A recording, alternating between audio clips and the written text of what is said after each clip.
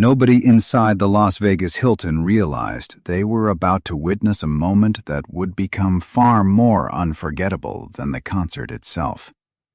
Not because Elvis Presley was about to perform, not because more than 20,000 screaming fans were already shaking the walls with his name, but because, within the next few minutes, a single little girl would walk through a backstage door and quietly break the heart of the most famous man on earth.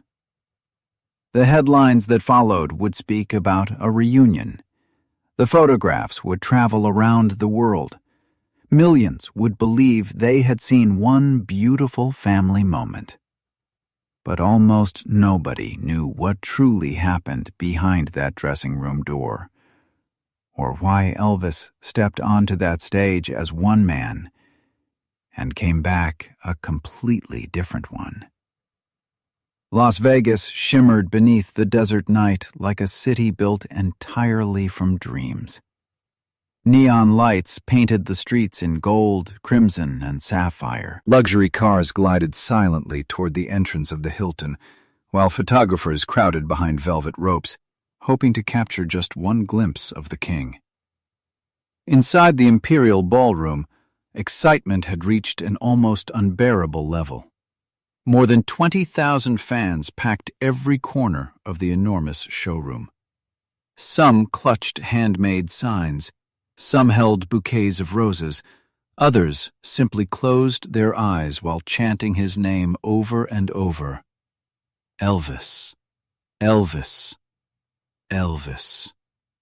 The sound rolled through the building like ocean waves crashing against stone. Every heartbeat inside that arena seemed synchronized. Everyone believed they had come to witness another legendary performance. None of them realized history was quietly unfolding just a few corridors away. Backstage felt like another world. The roar of the audience became nothing more than a distant thunder hidden behind thick concrete walls. Long fluorescent lights buzzed softly overhead. The narrow hallway smelled of expensive cologne, fresh hairspray, leather guitar cases, warm electrical equipment, and stage makeup. Crew members hurried from room to room carrying microphones, costume racks, cables, and handwritten cue sheets. Normally, the backstage area overflowed with laughter. Tonight, no one spoke louder than a whisper. Everyone could feel something unusual in the air. Not danger, not panic. Something heavier. Something impossible to explain. Almost as if the building itself were holding its breath. Inside the dressing room, Elvis Presley sat alone. The enormous mirror, surrounded by glowing bulbs, reflected the image the entire world believed they knew. The dazzling white jumpsuit, the glittering rhinestones, the legendary cape, the oversized belt engraved with his initials. Every inch looked like royalty. Yet the man staring back through the glass looked exhausted. Deep shadows rested beneath his eyes. Tiny lines had appeared around his smile. His shoulders carried a weight no audience could ever see. For years he had been giving pieces of himself away.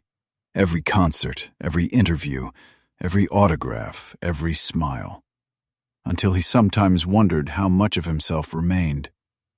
He slowly adjusted the collar of his suit, not because it needed fixing, because keeping his hands busy helped silence the thoughts he refused to face. Joe Esposito quietly entered the room carrying the evening schedule. He had worked beside Elvis long enough to recognize every expression before a word was spoken. He didn't see a superstar. He saw his friend, and tonight, his friend looked tired beyond exhaustion. Joe carefully placed the clipboard on the makeup table. "You've already performed every night this week." No answer. "You could cancel." Silence. "The fans would understand." Elvis finally lifted his eyes toward the mirror. A faint smile appeared. The kind of smile someone wears only to stop another person from worrying. They didn't come here to watch me rest. His voice was calm, soft, almost fragile. They came here because they believe in something. Joe folded his arms. They believe in you. Elvis looked down at his own hands, hands that had shaken presidents, held microphones before millions, signed countless photographs. Yet, somehow, they trembled almost invisibly tonight. They deserve everything I've got. Joe wanted to answer. Instead, he stayed quiet. Because both men already knew the truth. Elvis had been giving everything he had for years. Across the room rested a mountain of fan letters, thousands of envelopes, different handwriting, different cities, different lives.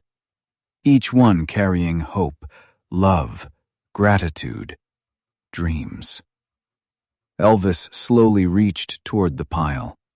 His fingers stopped on one tiny envelope written in careful, childish handwriting, blue crayon, uneven letters, a tiny heart drawn beside his name.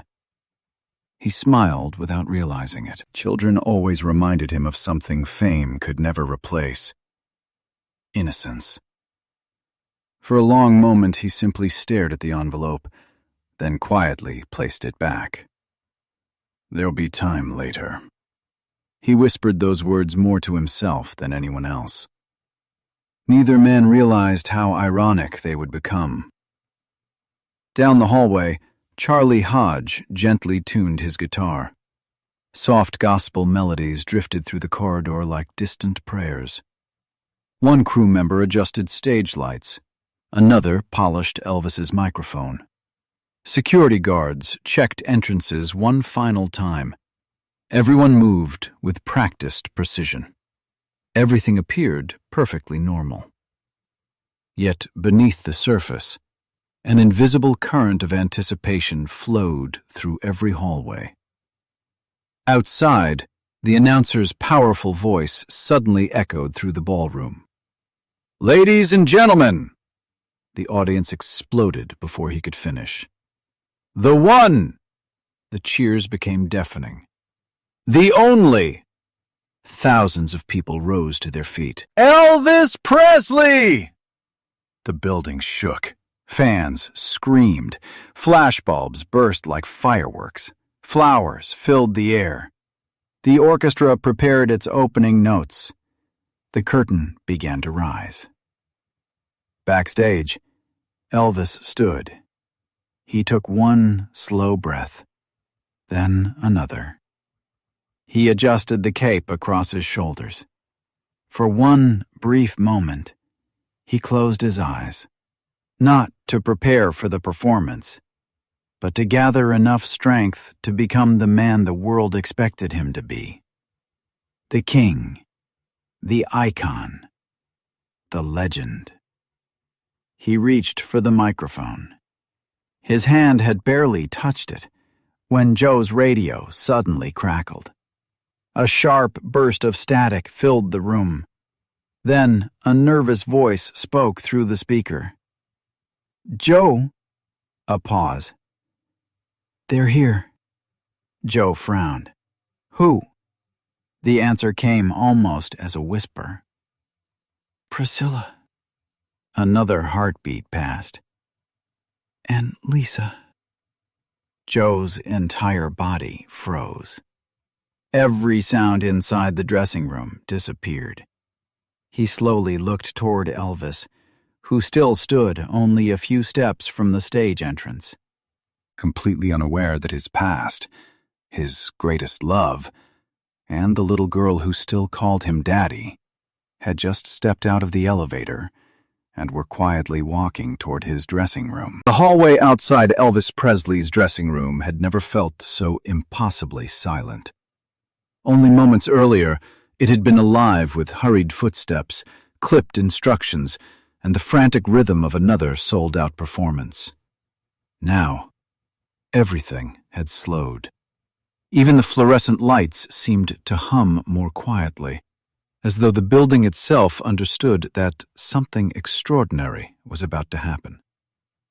Priscilla Presley stood only a few feet from the dressing room door. She wore a simple beige coat, elegant but understated, determined not to attract attention. Dark sunglasses rested on her face, despite the late hour. She had spent years standing beside the world's most recognizable man. Tonight, she wanted to be invisible. Beside her stood little Lisa Marie. Her tiny fingers clung tightly to her mother's hand, while the other arm hugged a worn white teddy bear whose left ear had been stitched together countless times. She wasn't nervous because of the crowd. She wasn't frightened by the flashing cameras downstairs. She only had one question echoing inside her small heart. "Will Daddy be happy to see me?" Priscilla looked down. For a brief second, words abandoned her. She had rehearsed this moment during the entire flight from Los Angeles. She had imagined every possible outcome: joy, silence, anger, tears.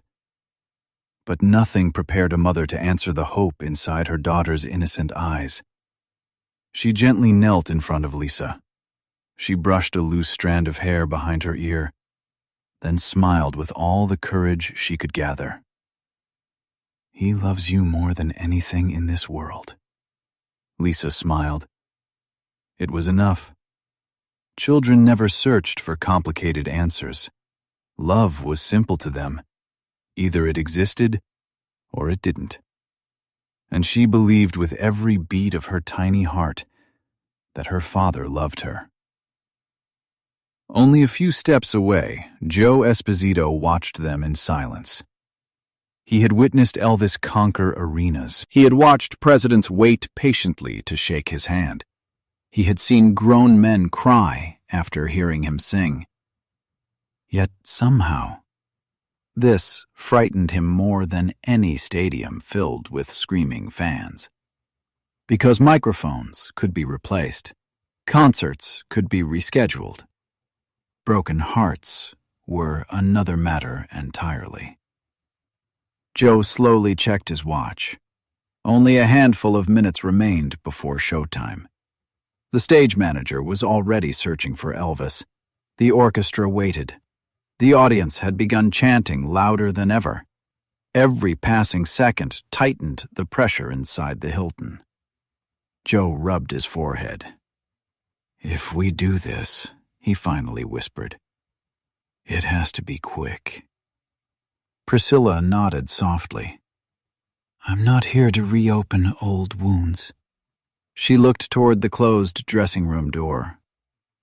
"I'm here because a little girl shouldn't have to wonder whether her father still smiles when he sees her." Joe lowered his eyes. No one could argue with that. Inside the dressing room, Elvis adjusted the sparkling cuff of his white jumpsuit one final time. He could hear the audience, even through layers of concrete walls. Their voices rolled like distant thunder. "Elvis! Elvis! Elvis!" Every shout reminded him who the world expected him to become the moment he stepped beneath those lights. Not a father. Not a former husband. Not an ordinary man. A legend. The crown felt heavier every year.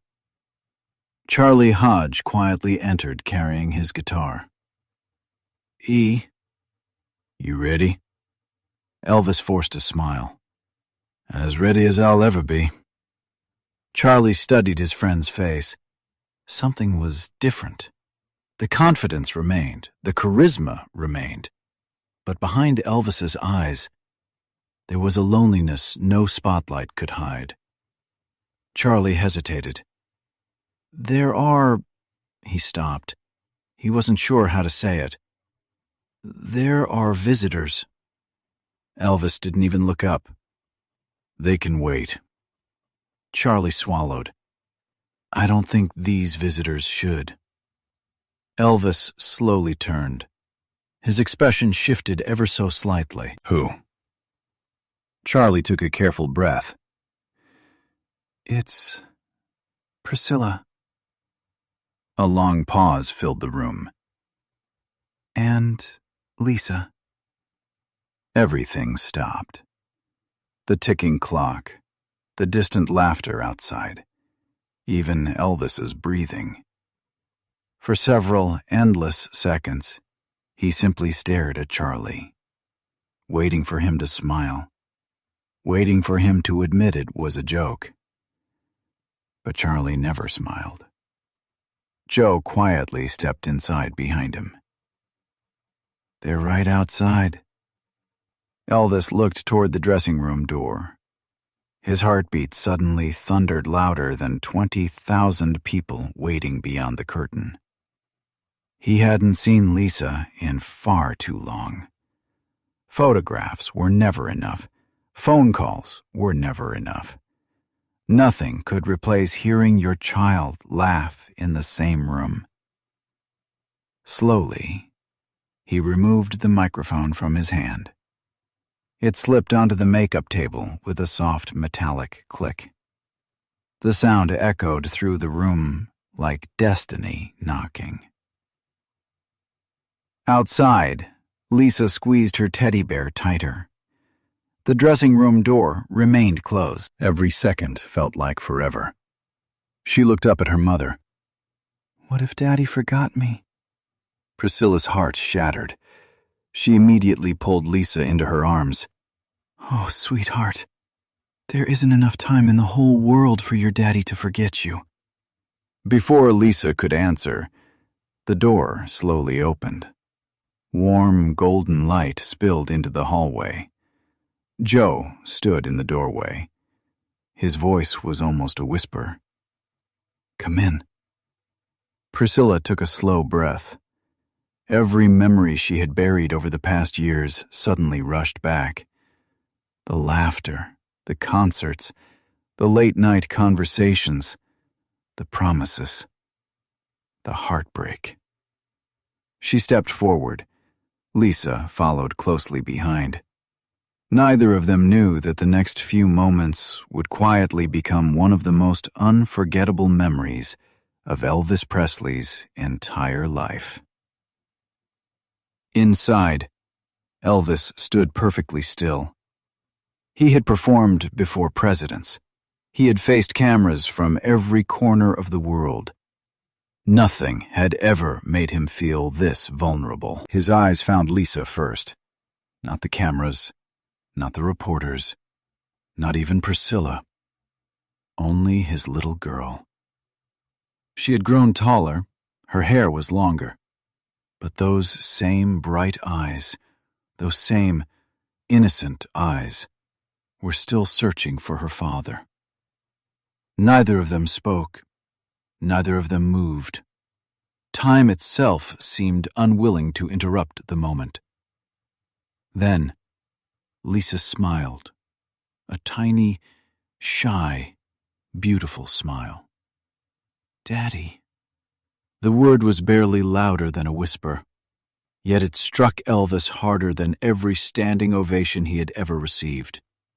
Something inside him broke, not with pain, with love. His knees slowly bent. The brilliant white jumpsuit touched the carpet. He opened both arms. Without thinking, Lisa dropped her teddy bear. It landed softly on the floor. She ran, not walking, not hesitating, running with every ounce of trust a child could possess, straight into her father's embrace. Elvis wrapped both arms around her as though he feared the world might take her away again. He buried his face gently against her hair. His eyes closed. For the first time in countless months, he wasn't the king of rock and roll. He wasn't the greatest entertainer alive. He wasn't a global icon. He was simply a father holding his little girl. A single tear escaped from the corner of his eye, then another. No one in the room dared to speak. Charlie quietly lowered his head. Joe looked away, pretending to straighten a stack of papers. Even the bustling hallway beyond the door seemed to fall silent. Only one sound remained: the quiet heartbeat of a father who had finally found the piece of his soul he never realized he had been missing. And beyond those walls, more than 20,000 fans continued chanting his name, completely unaware that the greatest performance of Elvis Presley's life had already begun long before he stepped onto the stage. Elvis stood alone behind the velvet curtain. The thunder of applause rolled across the showroom like an approaching storm, shaking the walls of the Las Vegas Hilton. Every musician waited for his signal. Every spotlight searched for him. Every fan believed the greatest entertainer in the world was about to give them another unforgettable performance. But for the first time in years, Elvis wasn't thinking about the audience. He wasn't thinking about records. He wasn't thinking about headlines. His mind stayed inside that small dressing room, where a little girl with a worn teddy bear had wrapped her arms around his neck and reminded him who he truly was. Joe Esposito stepped beside him. "You ready, E?" Elvis didn't answer immediately. He looked down at the white silk scarf missing from his neck. A small smile appeared. "It's exactly where it belongs." Joe followed his gaze. For the first time all evening, he saw peace in Elvis's eyes. Not excitement, not adrenaline. Peace. The stage manager counted silently with his fingers.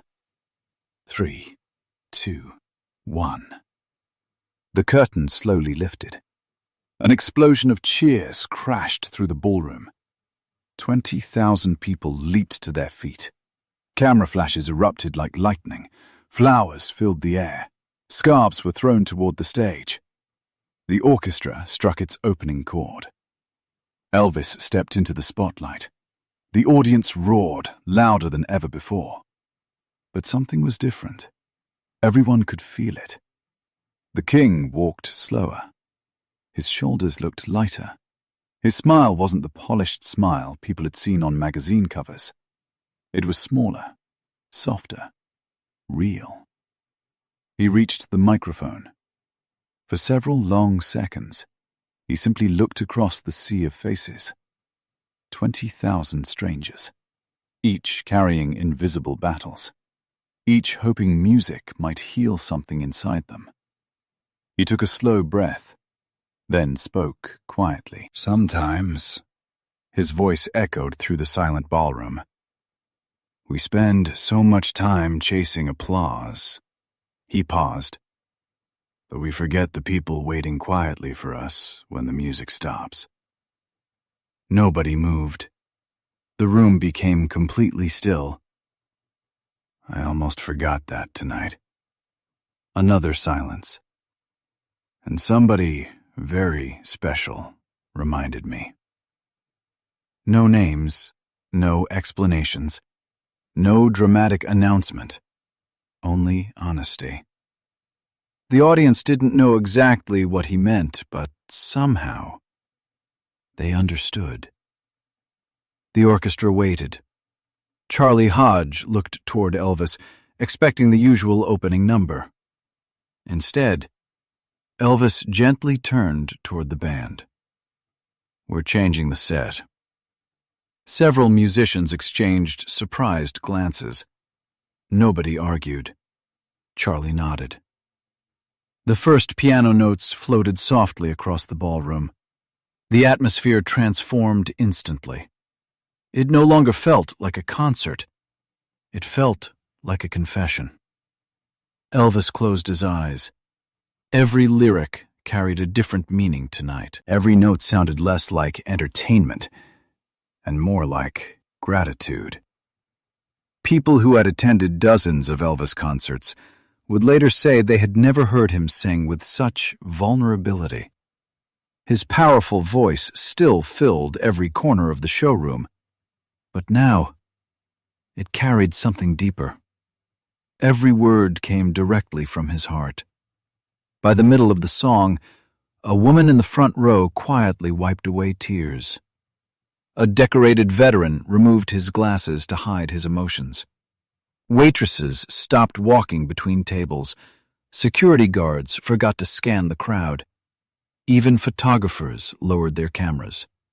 No one wanted to interrupt what was happening. This wasn't a performance anymore. It was a man rediscovering himself. Backstage, Priscilla stood quietly beside the curtain. Lisa Marie rested against her shoulder, still holding the white scarf around her tiny neck. "Daddy looks happy," Lisa whispered. Priscilla smiled through tear-filled eyes. "Yes, sweetheart. I think he finally is." Lisa watched her father standing beneath the brilliant lights. She didn't see a legend.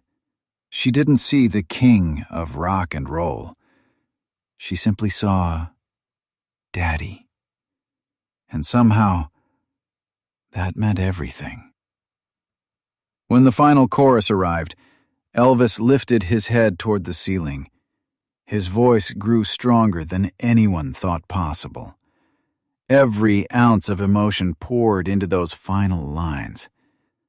The ballroom fell completely silent. The last note echoed through the enormous room, then disappeared. For a heartbeat, nobody clapped, nobody shouted, nobody even breathed.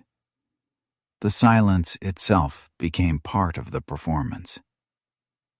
Then, the audience erupted. The applause shook the chandeliers. People stood on their chairs. Some cried openly. Others embraced complete strangers.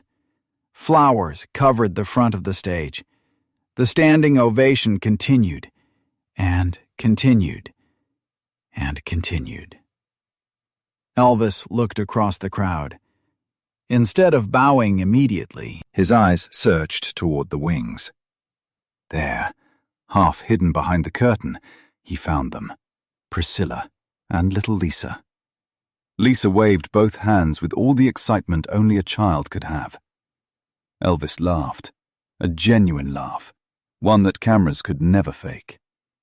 He placed his hand gently over his heart, then pointed quietly toward Lisa. She smiled even bigger. It was a tiny gesture. Almost nobody noticed it. But Priscilla did, Joe did, Charlie did, and they all understood exactly what it meant. The concert continued for another hour.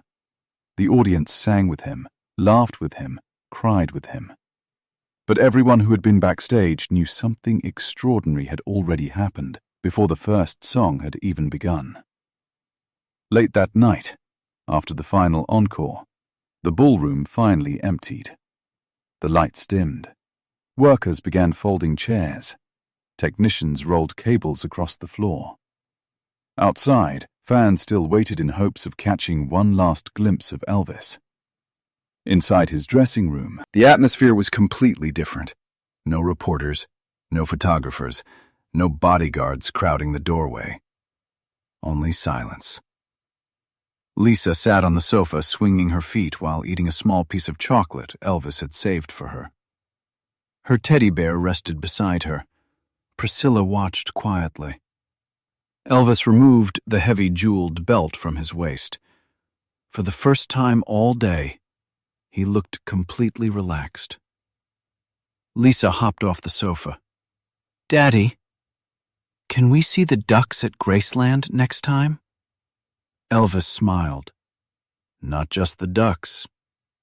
We'll feed every duck we can find. And maybe the horses, too." Lisa giggled. "And the peacocks?" "Especially the peacocks." Her laughter filled the room. a sound worth more than every standing ovation he had ever received. Priscilla finally spoke. "You don't have to promise anything tonight." Elvis looked at her. "No, I do." He walked toward the dressing room mirror. The bright lights still surrounded it. For years, that mirror had reflected costumes, makeup, jewelry, perfection. Tonight, it reflected something different.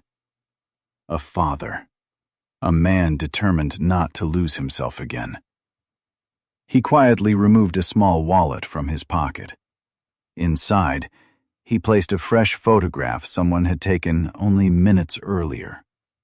It showed him kneeling beside Lisa, neither of them looking at the camera, both smiling naturally. He closed the wallet carefully. "This one stays with me." Joe watched from the doorway. Without saying a word, he smiled, because he knew. Some photographs captured faces, others captured turning points. This one had captured both. As Priscilla prepared to leave, Lisa ran back one last time. She hugged Elvis tightly. "Good night, Daddy." He kissed the top of her head. "Good night, Pumpkin." "I love you." "I love you too." She smiled, then disappeared down the hallway, holding her mother's hand. Elvis remained standing in the doorway long after they were gone. The hallway was empty again. The lights buzzed softly overhead. The concert was over. The applause had faded. The reporters would soon write their stories. The newspapers would chase their headlines. But none of them would ever truly understand what had happened inside that dressing room. Because the greatest moment of the night had never belonged to the audience. It belonged to a father who had been reminded that the brightest spotlight in the world could never shine as warmly as the love waiting for him beyond the stage. And as Elvis quietly switched off the dressing room lights, he finally understood a truth that fame had hidden from him for far too long. Crowns may build legends. Concerts may create history. But it is family that gives a man his way back home.